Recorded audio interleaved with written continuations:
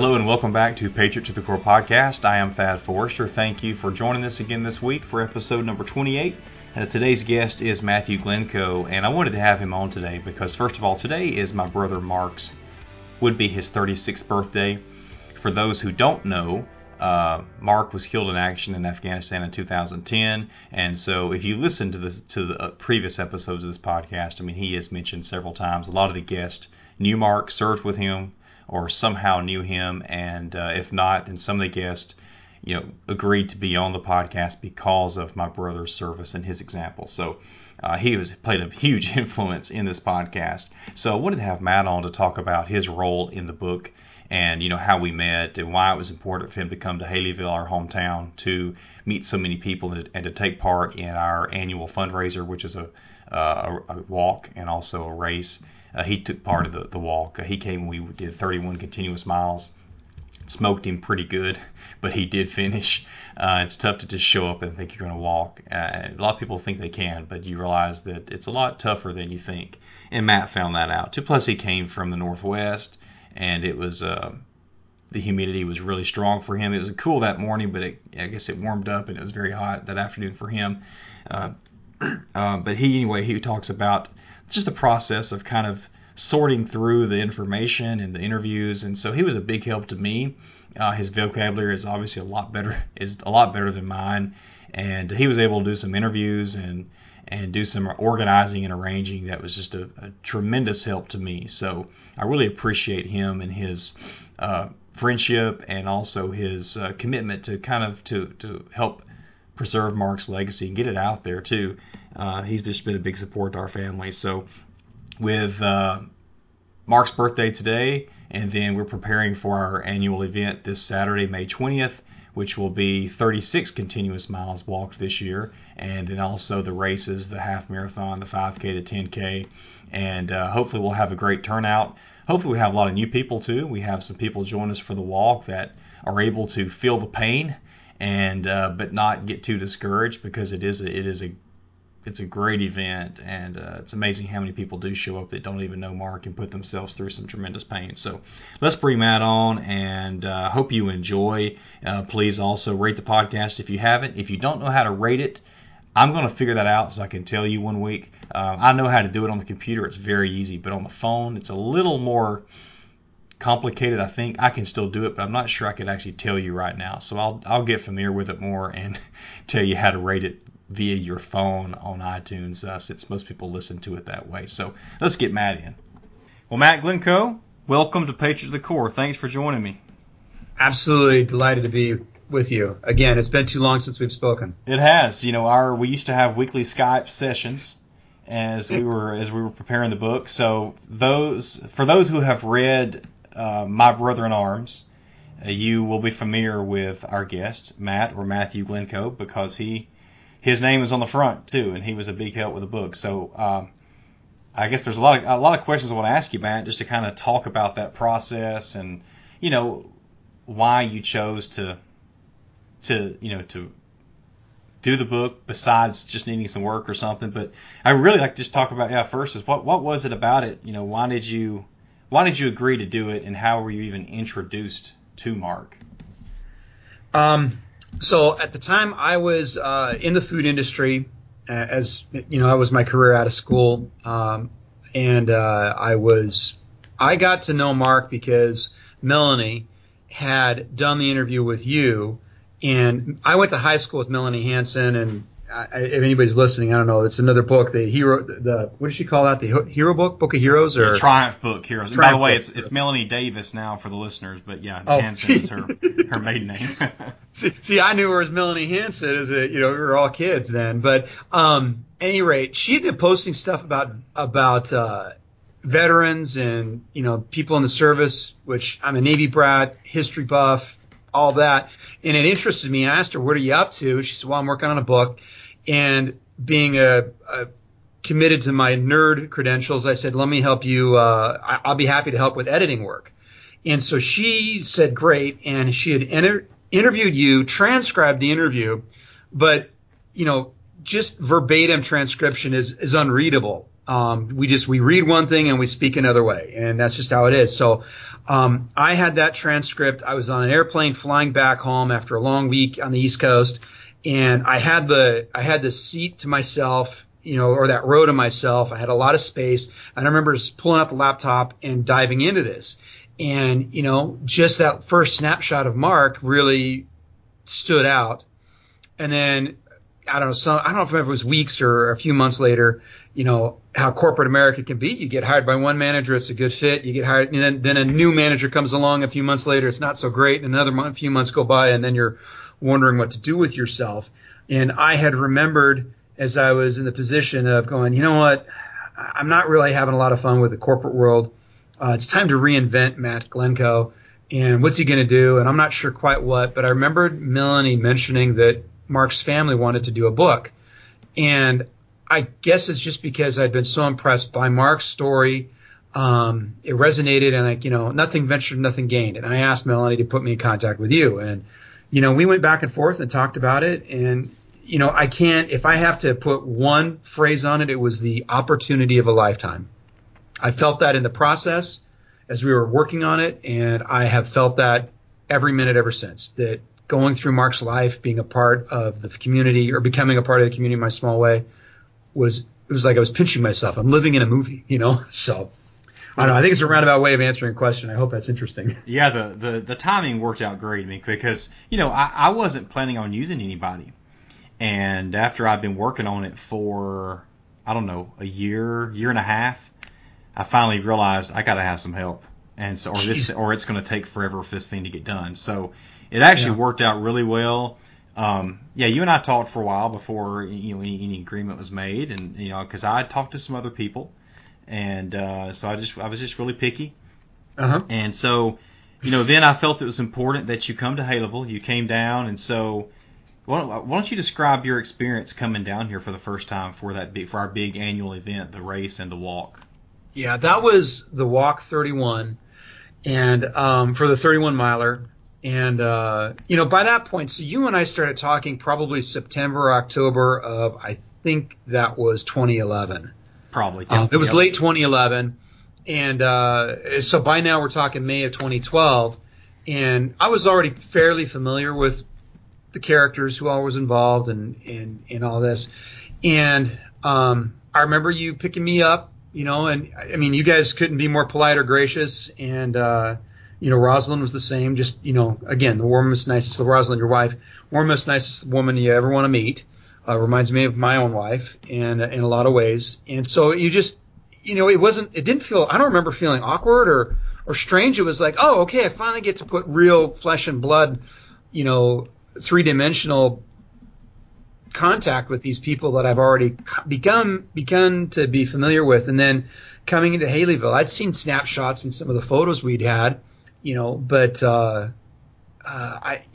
again, I think I immediately was almost a sense of awe, like, wow, I'm involved in this, and all this stuff is real. It's not just something, folded in pages in a binder that I had. I can't think of what else offhand, just that I just tried to soak it in, just extend the antenna, try to be really observant. And, one of the questions, I think that came up, somebody asked once, is like, was it necessary to go to Haleyville? And it was absolutely essential, because I remember working on it beforehand, trying to set order and doing things that there was no way to have the picture in my head of what does this really like. And by going, seeing, being able to actually hear your mother's voice in my head as we're working on her chapter, and the look on her face as we sat up late. I remember one night when I think it was the night after the walk, and I was just thrashed. That's an understatement. No. And yeah, way bad. I don't think I could do it now. And you guys are up to what, mile 36 or something coming up here. Mm-hmm. But your mom was, and your family it was still very raw, very tender. And I remember sitting around the kitchen table with, your mom and Ish and Johnny for sure, and I think you were there too, and just talking about it and talking about her struggles in the past and feeling like, this was I was part of this too. I wasn't an outsider looking in on it. I had become part of it and deeply vested in it. And they welcomed me. All of them did. From not just your family, but all, Mark's friends and the other people who have come up along the way. So those are some of the top impressions that I guess that came to me, or that come to mind after thinking back on the days. I know that the night we arrived at my parents' house, you were standing in there in the study talking to my dad, and he asked you a question, something about what do you thought of Mark, or what do you think about doing the book or something, and I remember the answer you gave. I was like, wow, okay. Now I know for sure. It's like this is what's supposed to happen. So you're going to have to refresh my memory, because the only thing I remember is feeling like I was a little bit on the spot, like I was on the witness stand or something. Well, if you were, the feeling there was it was definitely a powerful feeling of boom. Okay, that was spot on. That kind of was like probably what everybody needed to hear, but not only hear but feel. It was what I felt anyway. So I don't even know exactly what it was now. I have it in my head and see you standing there. I might have written it in my journal. I might need to go look at that. But I know it was very beneficial. You did the walk with us, and you made a lot of friends there that way. And I remember we get to probably about mile 20, I'm going to say 24, 25. And then by the time we get to my parents' house, which was, getting close to the end, I don't know what happened after that for you. Well, I think I had done pretty well, and I don't know what mile mark, but we came along. It went pretty well because it was a cold morning, it was overcast, but by late afternoon, the sun had come out and it was hot, and I had eaten too much at lunchtime, at the lunch break, and you know what that does to your body when you eat too much and you're exerting yourself, and so my system was kind of cramping up and shutting down. And then, and one of those who I'd been able to befriend was, Tony B. And he, it was weird because we'd been walking along pretty steady earlier, and then he sprinted out way ahead of me. When I come back up on him, and he was not in good shape. He was spread out on the lawn of these nice people. They never came out, but then, and it gave me excuse to stop because I really needed a break. And I just stopped, and more people were walking along, and I just thought, I'll stay with Tony. I'm good staying with Tony right now because I really needed the break, the heat, too much food, all of that. And along comes George and Annie, and George Earhart, if you've read the book, and his now wife. And George was still very much in recovery from his wounds he had suffered not long after Mark had been lost. And so he was slow, but he was moving along.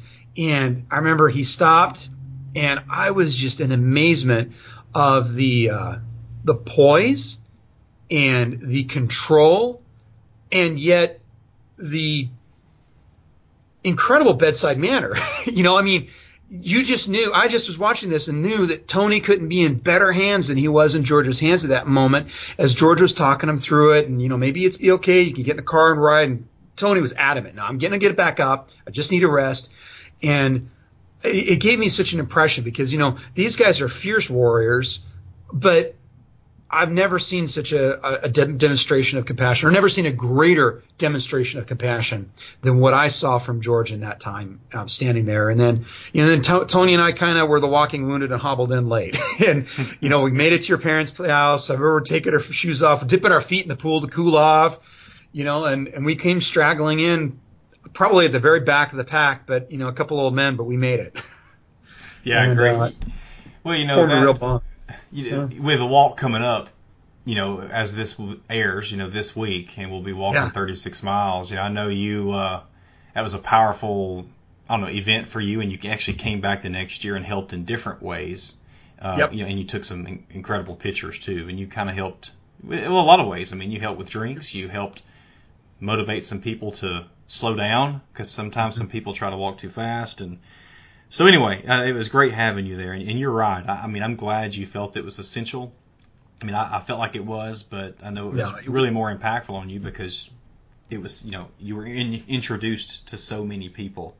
Right. Well, it would be impossible because, and maybe for the listener, backing up, so you had, like you said, you had already done 1.5 years worth of research on this.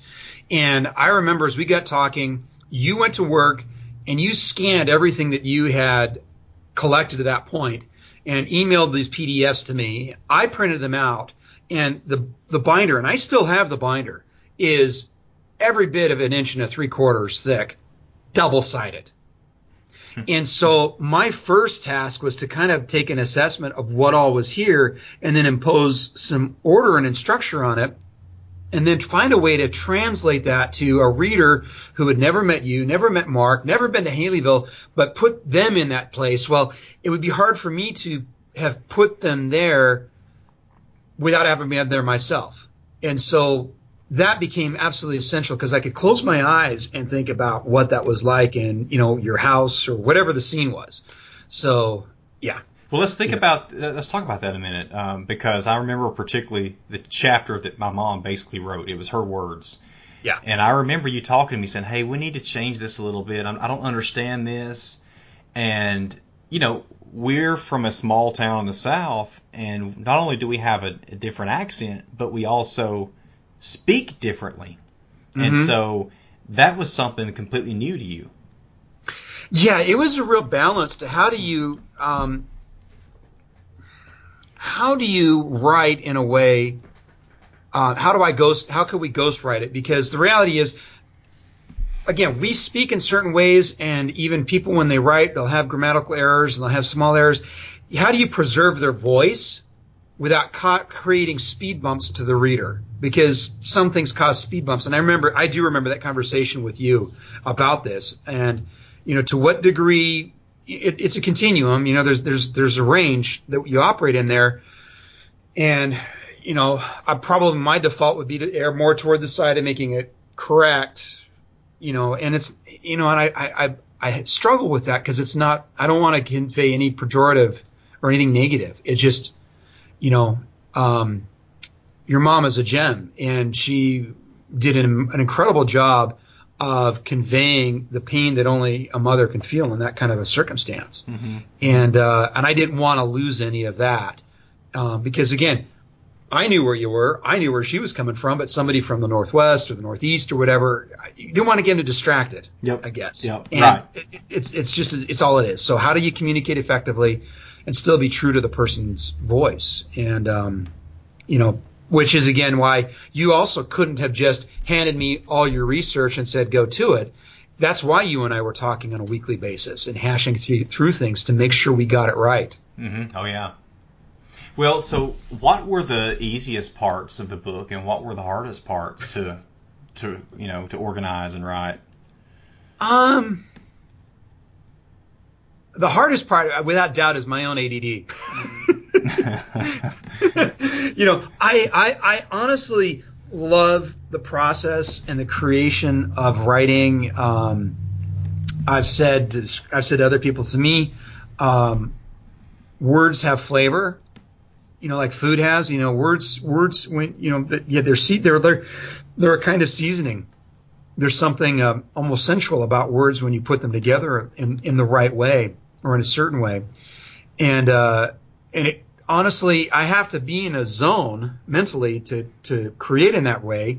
But getting myself there, I feel sort of like that dog that's going to lay down and just keep circling and circling and circling its mat before it can do it. Yeah. So I'll do everything else conceivable except what I'm supposed to be doing and finally settle out. So yes, the hardest part was my own, ability to settle down and just get in the zone and focus. Once I was there, it was funny too because I'd be there. I was in the home office at the time, and I'm in the zone. I'm there. It took me forever to get there. And then one of the kids would come in and say, "Daddy," and it was like, "Bah!" Mm-hmm, I don't startle easy, but I would be so focused. Sometimes I would start, and it would be hard not to feel anger, a flash of anger in that moment, because that interruption when I'm just so deep into it. But the easiest part, I think the easiest part was to feel a sense of appreciation and wonder for Mark, for the family. The easiest part, I guess, how do I say, to fall in love with all of you, all the group. I mean,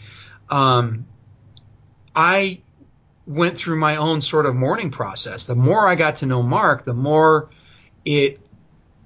I felt the pain of his loss. It went from, instead of just some remote person in a distant place who I'd never heard or met to, this was somebody I knew, gone to school with, had grown up with, or, I had maybe not family ties, but I had a close personal connection that therefore I felt the pain of the loss as well.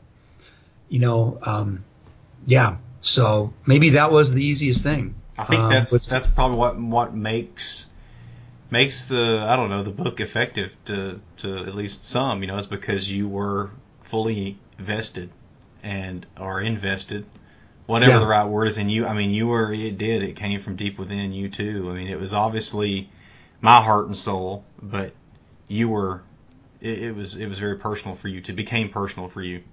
No, absolutely. This was not a job. This was every bit a calling to fulfill. Yes, I did get a small fee for it. It would never be, and it was really all I did was kind of help cover a couple costs I needed to do a computer. It was a work of love. It was a calling I had to fulfill. Frankly, I know at least once my wife kind of stepped around the corner and she, if you're a believer, if for the unbelievers, they may not feel, may think, yeah, whatever. It was her imagination. But Constance felt that she saw Mark one time. The room was dark, and she felt she saw a figure in the room looking over my shoulder, and he was nodding in approval. So I think I've told you that. I don't feel like I think it's important enough that I definitely felt a presence guiding the work. Were there any other moments that you can remember that stood out to where it was kind of, whether it was a very powerful, spiritual or powerful feeling, or maybe an aha moment or anything like that that you'd like to share? The one section I think that really, that at least that jumps out there. I mean, there are probably more, and shame on me. I probably should have gone through the book a little bit and tried to refresh my memory, but life is just insanity, like we talked about before we started rolling the tape. But Matt Longenacre is the one who wrote the piece. He was the Lowbird Apache pilot. No, Matt was the Highbird. Oh, he was Highbird, but he's the one who gave the account. If I remember, or was he the other one? Well, maybe you're thinking of Scott Chapman. Chapman, I think that's it. There was the Lowbird. It was the account of the Lowbird, and what he wrote was what what I got was his after action report. But it was written in such a way that I was looking at the scene through his eyes. And I saw it all unfold before my eyes, as if, from his perspective. And you're right, I think it was Chapman. And it was terrible. I don't know how else to put it. It was visceral what I felt in going through that section. And I didn't really have to embellish it or do much to it. I think I made a few small tweaks and, just polished it for print. But he did an incredible job of putting the reader in that situation in the cockpit with him, seeing what we were seeing, and the tragedy of the moment. So. Yeah, he really did a fantastic job there. I mean, Matt, what impact has Mark had on your life and your family? Well, I mean, for starters, I never am not. The only time I don't wear my my Mark Forrester, bracelet is, which is typical of all. Most people in my area don't know what those are. We don't have enough servicemen here or service people here. Occasionally I'll get asked, but the black aluminum band with with the mark with the name of somebody who's special. So I have worn that every day since I got it. My office has a little corner on a credenza, and it's got one of my grandfather's old hats that he wore because I was very close to my grandfather, a flag, and the book, and the challenge coin. And there's a light behind it, and the light is never turned out. As far as how it's a point of example, there are times when I'm having serious conversations with my children about what they need to strive to become and do. And Mark is an example I can point to, and they all understand what I'm talking about. I've said it. I think I wrote it in the afterword as well. But I think the most remarkable thing, meaning noteworthy or leaving most lasting impression, is that I have felt is the example Mark had over and over again, that the love that he exuded. That people just sensed a sense of love from him, of Christ-like love, or love for one's fellow, and that is probably the one characteristic I have most wanted to emulate. I don't need to be a warrior. That's not my calling in life. So I respect that, but that's not what I'm motivated by. But if I can make other people feel in a positive way, Mark did, if I could conduct myself in a way that inspires others to strive to be better versions of themselves, then wow, I really have accomplished something in my views. So it's sort of like, again, Thad, you and I are Christians, in that we look to Christ as our Savior, and in some ways that's our ultimate example. But I would put Mark somewhere in the middle as one that is a little more tangible. If I'm not overstating, but I mean, that's how I honestly feel. It's like, it's somewhere in the middle. It's something I can get my hands around a little better sometimes when maybe my faith is a little softer. Yeah. I can still at least rely on a more tangible example. And I don't want to say that I'm deifying Mark in any way. I know full well that he was no less human or no more human than either of us. But those particular characteristics still stood out special and are absolutely worth emulating by anybody. Yeah, and I'm glad you said that, because that's what I put in the beginning of the book. Very beginning is, in no way am I trying to make Mark out to be someone that he wasn't. I'm not trying to. I do not want to sound like just a mourning brother who is exalting his dead brother.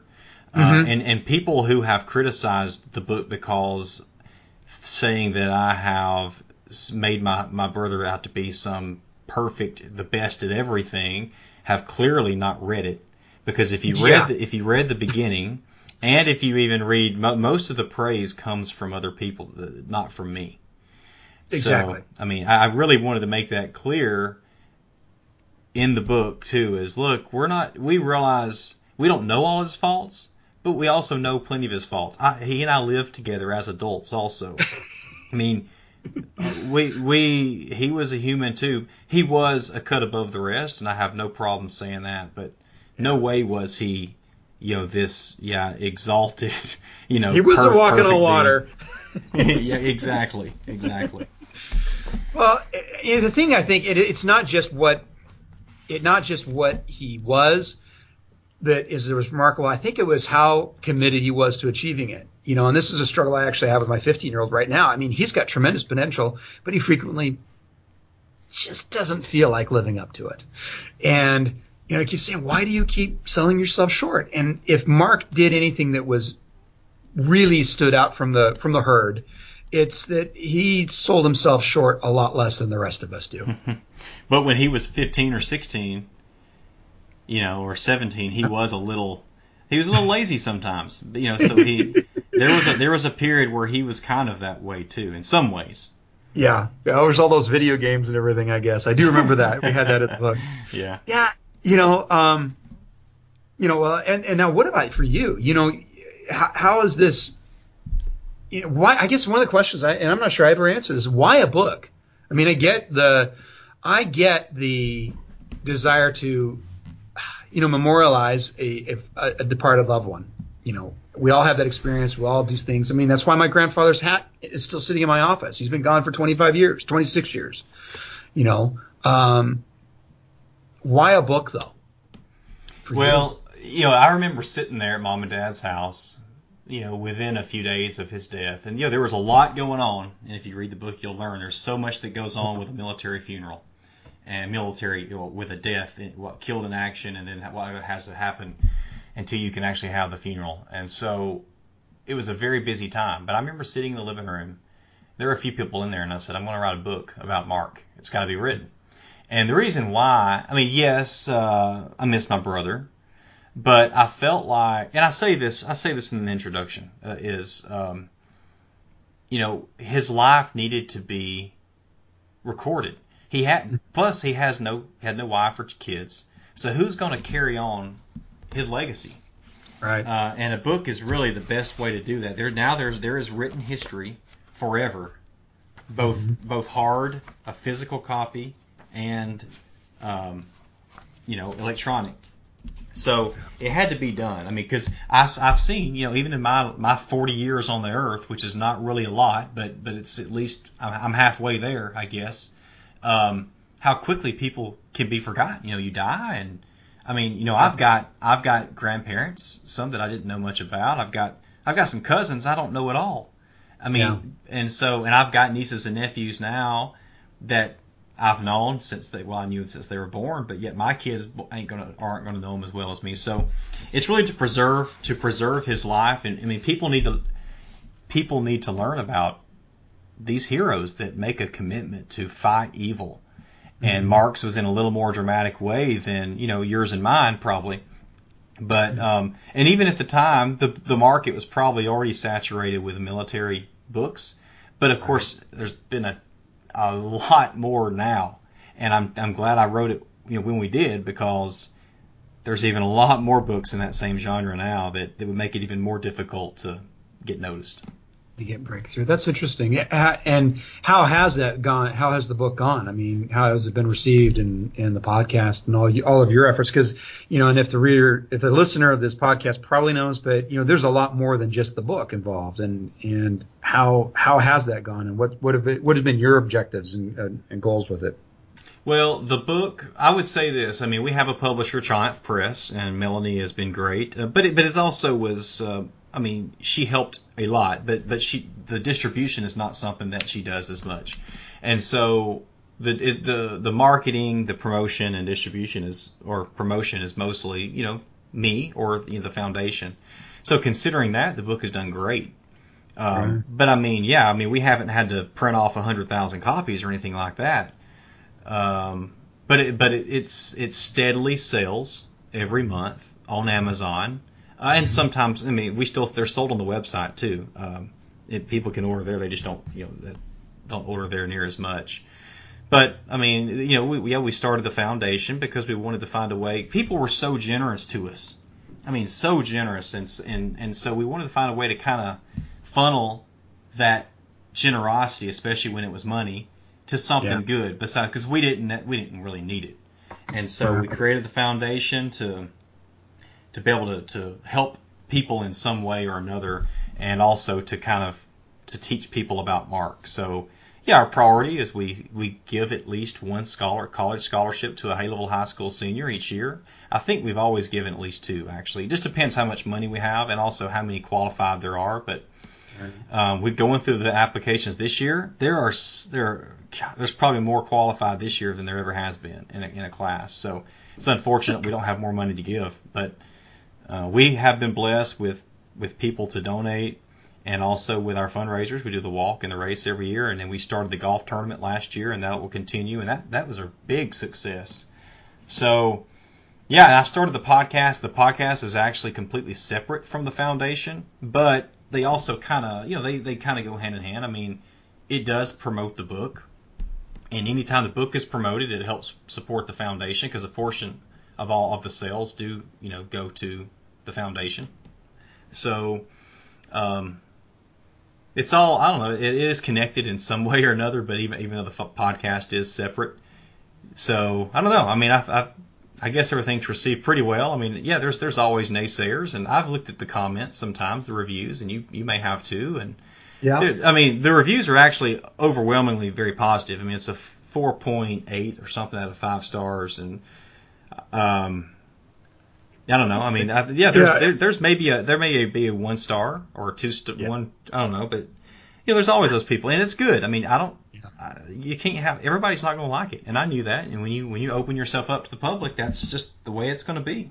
That's how it's going to be. Well, and the thing that's come out of those is that, you and I think fairly early on determined that there were two primary purposes or objectives we had for the book. And everything I did, every decision I made going through it was kind of through this prism. And one, which you already highlighted, is the reality is that, there will be generations of foresters who will not even know your children, won't even know your grandchildren, but will still know Mark. And I'll tell you, thinking of that and having my name attached to it is humbling. And, with gratitude, just feel incredible, humble gratitude for that. And then two primary objectives. One is the record for the family. The other was that those who read it would be moved in the way that they would have been moved if they'd met Mark personally. And those reviews have more than anything reinforced or confirmed that, we set the objectives in the beginning. We created the product. We put the product out there, and people are having that. That's exactly, it's like, I couldn't have done it. It's like we put the words in their mouths, which we didn't, but that's their response to the book is exactly what we were going for. It's just been so sweet. Just amazing. Yeah. Well, and also you asked about the podcast too. The connection. I started this podcast because of Mark. The people that we met, there is one thing that my eyes were opened when Mark was killed. I didn't even understand what he was doing anyway. I tried asking him some. He tried to tell me, and I could tell sometimes he was excited about telling me, hey, this is what we learned. This is what we did. And I said, that's cool. And I knew he was going through some just killer training. Because when he would come stay with me on the weekends sometimes, he was dead. And he's like, Thad, I just want to sit here and watch TV all weekend. And I'm going to eat Chick-fil-A. And I'm gonna eat, some other kind of junk food. But he was worn out. And he said, I don't feel bad one bit for anything that I eat or for sitting here for hours at a time because of what I do all during the week. So anyway, I knew he was doing some killer stuff, but I didn't really understand what he was doing when he was deployed, and he wouldn't tell me a whole lot. But as I've said probably in the book, and I know other times in interviews, that he would tell me sometimes, hey, remind me to tell you what happened this day. So July 3rd, I have a note. Remind Mark to tell me what happened on July 3rd, 2010. And so, because he was not going to risk sharing anything that didn't need to be shared, and or making sure nothing was misconstrued. So he was very, very professional while he was deployed and wouldn't tell us much. Even when we were Skyping with him and we hear some loud noises going on in the background, he just wouldn't. He played it off. So he was very professional, and I don't think he took any risk in saying things that he shouldn't say just because he could not wait to tell somebody. So when he was killed, our eyes were open to not only his job, but also to this whole new world of these mostly men, but also women that are just these Americans that are most of the ones that are so quiet and humble, but also just badasses. They are just incredible at what they do. And so I wanted to find a way to honor these people, and amidst so much negativity and negative news, let's hear some good stories. And most of these are from people that you don't even know. Now, some of them that I have, you definitely know, and some of them you're going to wish you had known a lot sooner. So I love it. Now, this is something I really enjoy doing, and I cannot stand to hear myself talk. So if when I listen to this podcast back, I'm already talking too much, Matt. So I'm sorry, you listeners who are having to hear me talk this much. But and I'm going to feel the same way too. Well, yours is good though. But I'm going to ask you something else though that occurred to me. And it's like, if we could go back in the time machine and change it so that the outcome of that day it becomes something different. Mark comes home and and then you could see the two different timelines, and without question, that was a horrible day. And the consequence of that day is horrific and something we wish nobody would ever have to endure. But it happened. But if you could undo it, I guess, but because it happened, some incredibly good things also took place. And what would be the, if it could be undone, what's the one thing or the two things maybe that you would lose, you would be giving up by having your brother back? Oh, wow. Dang, that's deep. I would say I wouldn't have as much of an appreciation of the military, and I wouldn't have known so many other great men and women. I mean, a lot of these people, they have these unseen wounds, and I mean, they have seen and done some crazy and good and hard stuff, and a lot of people don't even have a clue. I mean, I felt that way when I walked around Walmart with George Earhart, and I saw a friend of mine from high school, and I hadn't seen him in years and years, and he's like, "What happened, Thad?" Talking about Mark, and I said, "Well, here, George is right here," and I was like, "This guy has no clue really who he's talking to," and I feel that way when I'm with a lot of Mark's friends, Ish, and a lot of Johnny and Bobby and all the ones I know, especially really well, and Chad, and I mean, so yeah, I think it's the caliber of people that quietly protect us, and I mean, they put themselves in harm's way, and they also have put themselves through some crazy training just to get to that point. And that actually dovetails well with something I've felt too, because again, as much as I wish it weren't necessary that I could get to know those people, I'm so glad I got to. So I mean, you're kind of hitting the same thing I did. It's interesting. It's because of the people, because of Mark's sacrifice, we were able to be touched by and touch so many more lives. And, and it hit me even just as I'm thinking about it. So a year ago, like next week, my eldest son, was sworn into the Coast Guard. And, whatever branch he would have gone into, I would have been a button busting proud papa. But I have to think that my appreciation for his service and that of his shipmates is a bit deeper and a bit stronger, having been so close to Mark in his world and the other people associated with it. I don't, and again, I'm coming back at this from I grew up as a Navy brat. I've always appreciated the service, and I've taught my children to appreciate the service and the freedoms we have. And it's not rah-rah, gung-ho, chest thumping, and, America's the best. I mean, we got our things, we got our issues, but they put it out there in a way that most of us don't ever have to, and that is special, and it's worth a moment of really appreciation. And even though, Andrew's glorious day is scraping rust right now, the ship's in dry dock, but I know the work he's doing is important. Yeah. Because it all plays a role. It all plays a role. And yeah. Well, what else, Matt? What else do you want to share in closing? Or I guess the other question I had, and this is one that I've wrestled with. I wondered, how is we've got what was the name of the base that Mark was stationed at? It was Cobra, but I think it's named Tinsley now. It was actually named Tinsley then, but it'd been known as Cobra for a long time, I think. Yeah, is it still occupied by our people? I don't know. And that's a question. I don't know. And if it's not, that means it's been pretty much probably ceded to the enemy, quote, or at least whom we regarded as the enemy. That the ebb and flow of the politics of the world and of all of that has not been, I guess, cutting to the chase. It's really hard sometimes not to feel like, what was it for? Did this incredible, remarkable human being, was his life wasted by an indifferent and stupid government? And and I don't feel that way, but I still have to question myself. And I've honestly asked whether you feel that way. I don't, because I know it's bigger than that. It's really bigger than your brother. It's bigger than your family.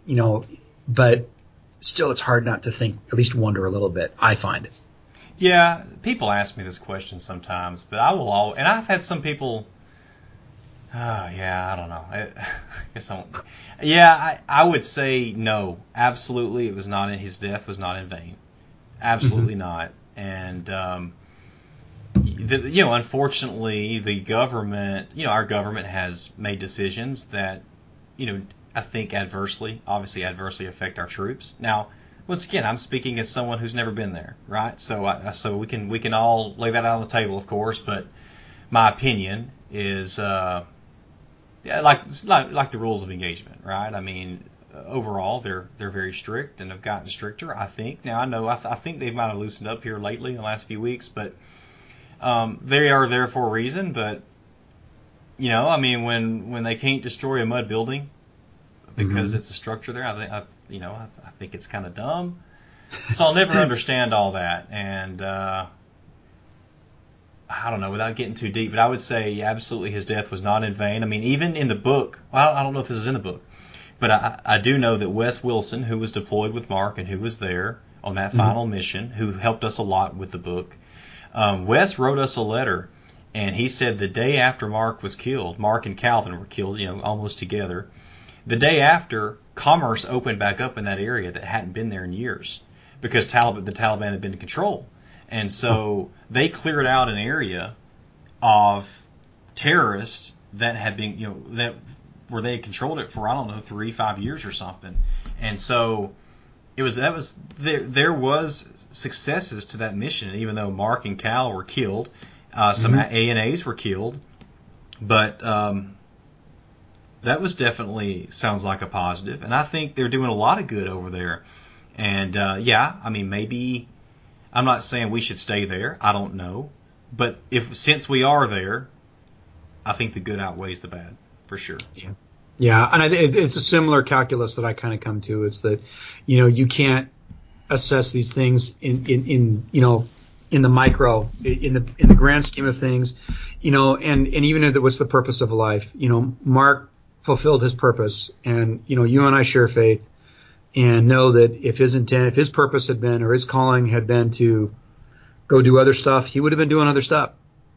And so that's how I wrestle with those questions. But honestly, I ask it now because I've wondered. I wonder how that as I've pondered them and thought about it. It's like, I wonder how that feels about this. I've just never had the chance to ask you, and so. It's also kind of easy for me to answer that way too, because Mark was so convicted. I mean, he was so strong in what he was doing, and so he was a big W.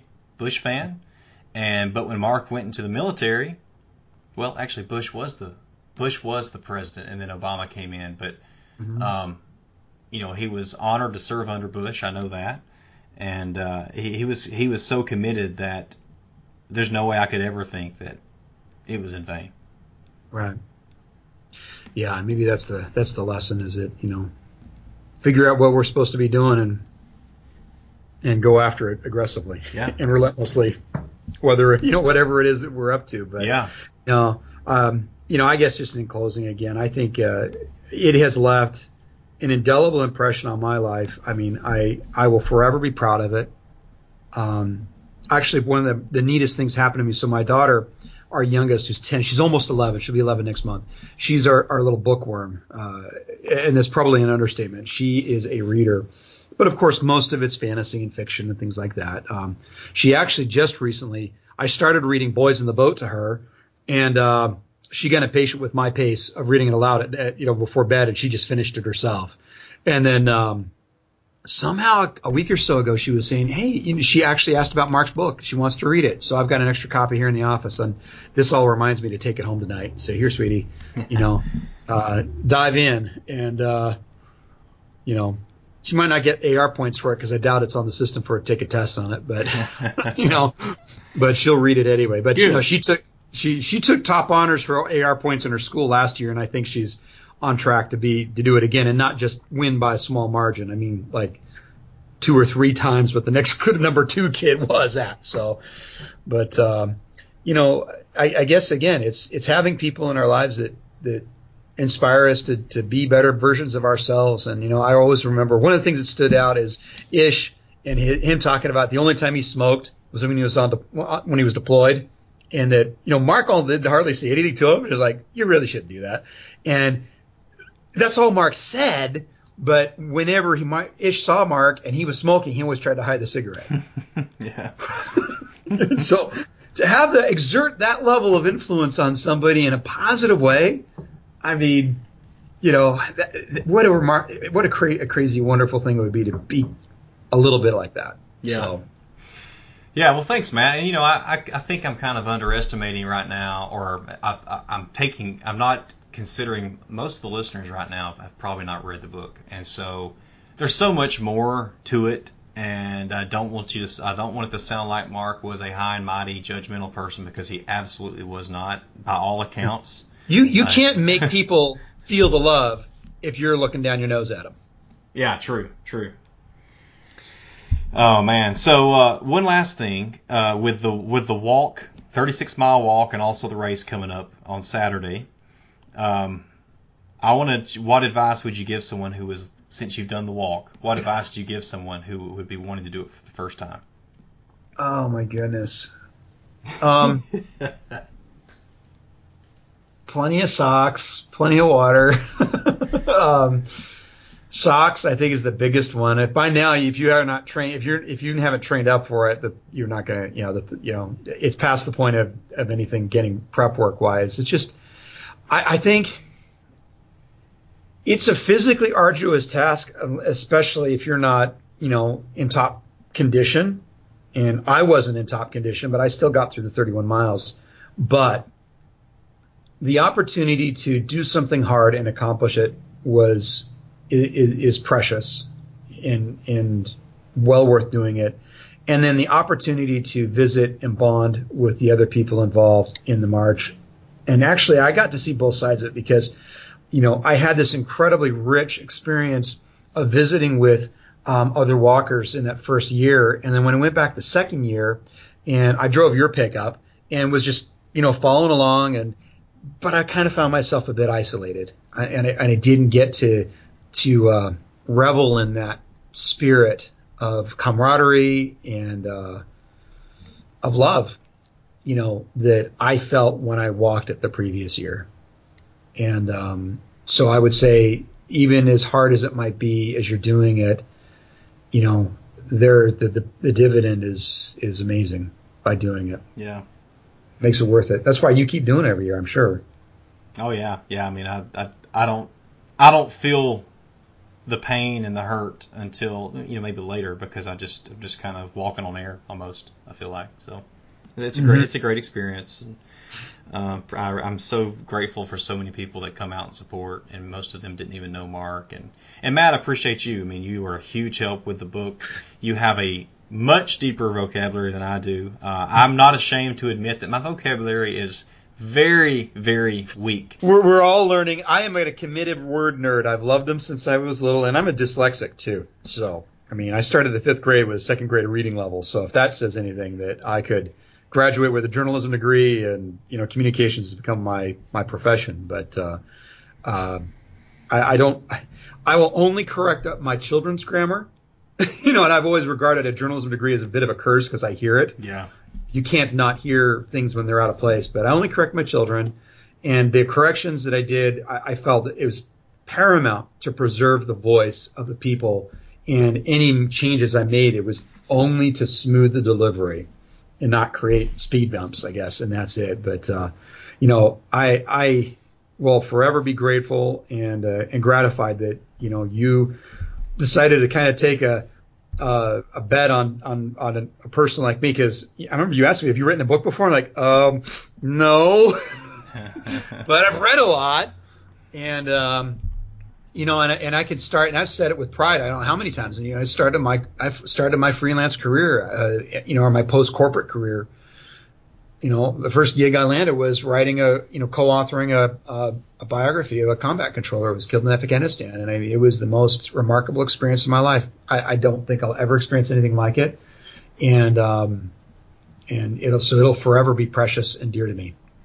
Well, it's been a blast. Thank you, Matt. Absolutely. And appreciate listeners hanging in there. I mean, this is a different episode where we focused more on Mark's book, My Brother in Arms, and on Mark and the process. Just because Mark's birthday is today, May 15th.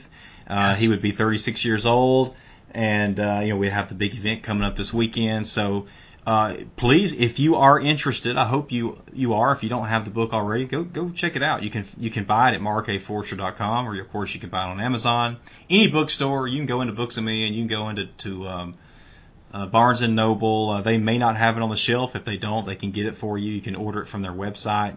So it's available just about anywhere. It's also electronic with Kindle only. It was with the Nook, but the Nook just I wanted to focus more on the Kindle so we can run some more promotions and things like that, which I couldn't do if it was with the Nook also. So, well, I want to say one last thing about the book too. Yeah. And one of the criticism we actually got, I think, early on was somebody. This is not a chest thumping, rah, kill them all, let God sort them out book. And I know a couple of people were expecting, a Chris Kyle kind of a read, and that's not what it was. This is about the makings of a hero, or the makings of a remarkable life that ended it ended dramatically, but it was exceedingly well lived. And I think it's something that, if I would have my 11-year-old daughter, A, feel comfortable with her reading it, and B, believe that she fully expect her to be engaged by it, I think that says a lot. And this is as far as what it is you'd be getting into if you pick up this book.